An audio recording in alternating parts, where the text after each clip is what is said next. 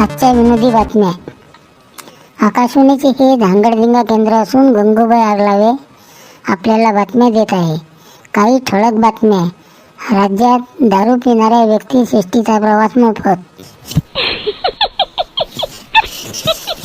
बायकोसोबत दररोज भांडण करणाऱ्या व्यक्तीस आदर्श नवरा पुरस्कार लवकरच जाहीर होणार. प्रत्येक गाव पातळीवर गावरान दारूचे कारखाने सुरू करण्याची परवानगी देण्यात येणार आहे. मंत्रिमंडळाने जाहीर केले आहे. गावात चोरून दारू पिणाऱ्या व्यक्तीचे फोटो सोशल मीडियावर व्हायरल केल्यास अशा व्यक्तीला आदर्श बेवडा पुरस्कार देण्यात येणार आहे.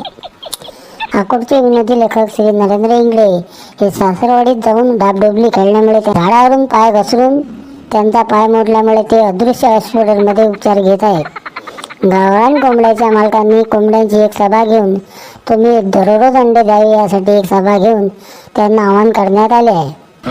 रात्री कोंबड्याचे घर मालक रात्री उशिरा मोबाईलवर रील पाहत असल्याने मोठ्या प्रमाणात जागरण होत आहे व झोपच होत नसल्यामुळे कोंबड्यांनी पहाटे 4 वाजता भाग देणे अशक्य झाल्याने कोंबडे मंडळाने आपली तक्रार तंटामुक्ती समितीकडे केली आहे. संध्याकाळी दररोज खिचडी करते या कारणावरून नवरा बायकोचे भांडण जुंपले.